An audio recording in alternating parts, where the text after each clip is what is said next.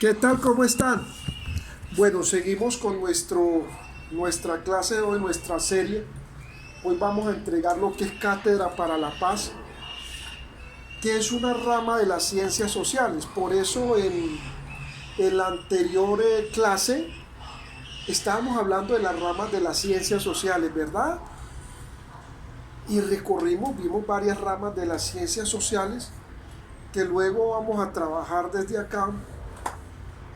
Eh, pero ahora nos vamos a enfocar en Cátedra para la Paz. La Cátedra para la Paz, que fue una cátedra académica donde se acordó, se firmó el acuerdo entre las guerrillas de las FARC y el Estado colombiano de dictar esta Cátedra para la Paz en las instituciones educativas para hablar de los acuerdos de paz que se firmaron. Unos acuerdos de paz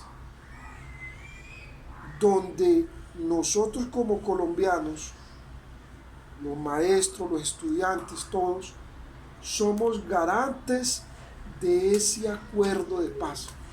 Es decir, que somos veedores de que ese acuerdo de paz se cumple. Y que si ambas partes lo incumplen, ¿sí? Pues hay unas sanciones también. Hay unas sanciones si esas dos partes que firmaron de ese acuerdo, una de esas dos partes o las dos partes lo incumplen, pues hay unas sanciones por parte del Estado. Ahora, dentro de esos acuerdos está lo que es la Cátedra para la Paz, que es lo que nos vamos a enfocar en estos días, en lo que es la Cátedra para la Paz, que fueron parte de los acuerdos que se firmaron entre el Estado colombiano y las guerrillas de la FARC. Entendiendo de que los países latinoamericanos, para eso vamos a recomendar leer unos libros. Vamos a leer el libro Las Venas Abiertas de Latinoamérica, de América Latina, de Eduardo Galeano. Vamos a leer este libro y cuando leamos este libro vamos a encontrar lo siguiente, vamos a encontrar que América Latina se ha visto evocada o enfrentada al imperio norteamericano y a otras potencias del mundo y a otros estados por la riqueza territorial, por la riqueza mineral que tiene, por la riqueza hidrográfica, por la riqueza social y ahorita en la posmodernidad por la riqueza de datos y ciencia y potencial en inteligencias artificiales que tiene América Latina. Esas riquezas que nosotros hemos tenido nos han llevado en un barco que se ha movido en una marea de conspiraciones, de entreguismos por parte de gobiernos de turno, de que nos entreguen como colonias, de colonialismo, de esclavismo, de borrar la memoria, de pérdida de la tierra y pérdida de riqueza del territorio. En todo eso ha quedado sumergidos los pueblos latinoamericanos, donde nunca esos pueblos latinoamericanos han podido tomar decisiones de su propio crecimiento económico, de su desarrollo social y económico, y han quedado en medio de esa marea y siempre han finalizado en lo que es conflictos armados o guerras, tanto internas como externas.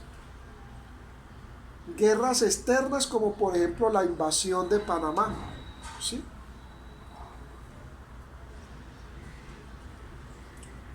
Donde invadieron Panamá derrocando al general Noriega.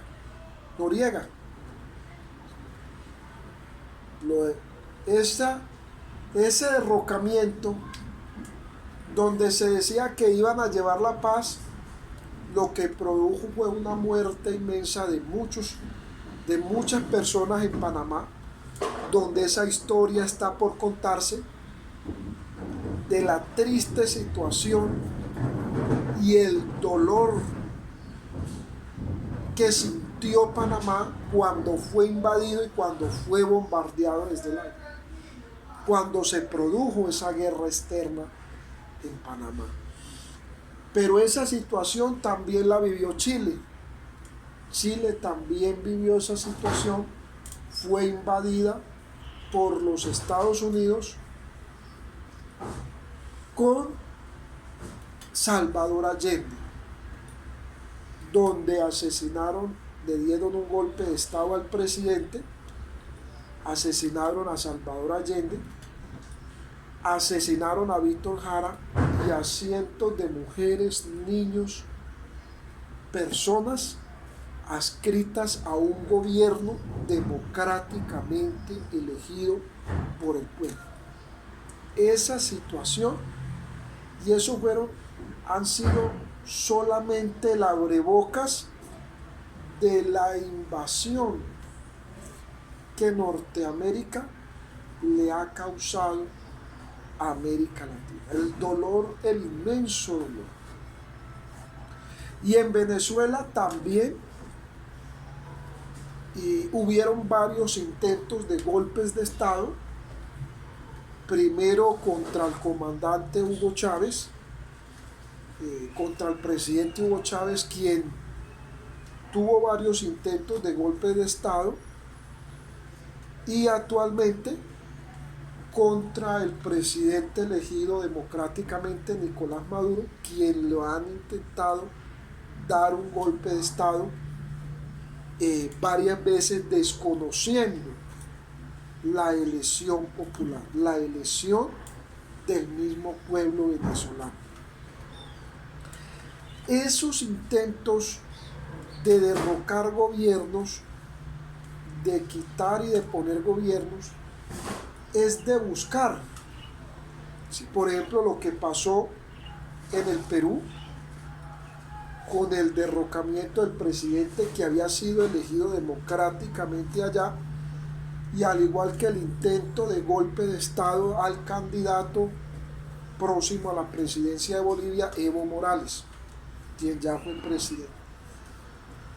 Todos estos intentos de golpes de Estado, de invasiones, de guerra por parte de Norteamérica y de otras potencias mundiales, es la sed del colonialismo, de la imposición del relato del hombre blanco que no ha finalizado, que arrancó con Cristóbal Colón, que pasó por la época del colonialismo y que aún perdura hasta el día de hoy, Ese colonialismo solamente le ha servido a actores políticos entreguistas que entregan el territorio y se van para esas potencias extranjeras con los recursos de los países que entregan, a esas grandes potencias colonizadoras que llegan y colonizan los territorios, se llevan la riqueza, se van y nos dejan en inmensa pobreza, a toda la clase del proletariado, a todo el proletariado. Y eso le ha pasado a América Latina.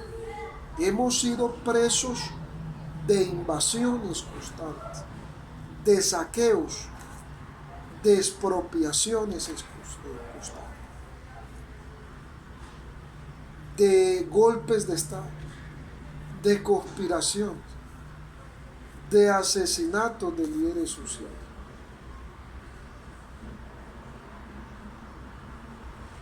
Y dentro de esa falta del Estado, por ejemplo, en el Estado colombiano, todo ese colonialismo que hubo por parte de Norteamérica, donde llegaban empresas o empresas multinacionales y toman los territorios, toman parte del territorio y se llevan la riqueza y solamente le dejan pobreza a los estados. Eso ha pasado con el carbón, ha pasado con el oro, ha pasado con la tierra y ha pasado con los recursos hidrográficos de este territorio. Esa situación ha llevado a la conformación de grupos políticos que, no viendo una solución ni encontrando un espacio en el mundo político y social, se lanzan a la rebeldía de las armas. ¿Sí? Y esto lo estoy explicando como académico. No lo estoy ni aprobando ni desaprobando, sino que como historiador les estoy dando esta cátedra. Y eso fue parte de lo que pasó con el Estado colombiano. Dentro de la guerra de conservadores y liberales,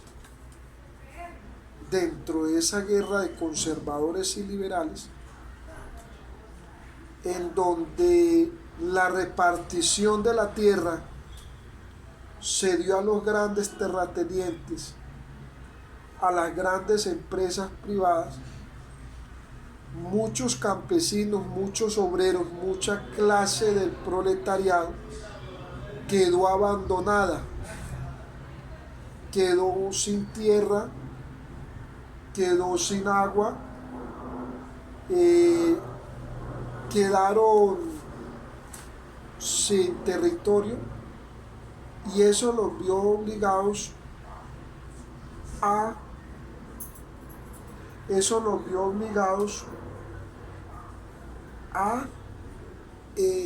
tomar lo que fue las armas. Entonces ahí fue donde nacieron los grupos guerrilleros. Cuando hubo ese abandono por parte del Estado, por parte de las empresas que habían ingresado a nivel internacional, por parte de los grupos políticos que habían en ese tiempo, cuando se produjo ese abandono, se da entonces lo que es la conformación de movimientos o guerrillas insurgentes.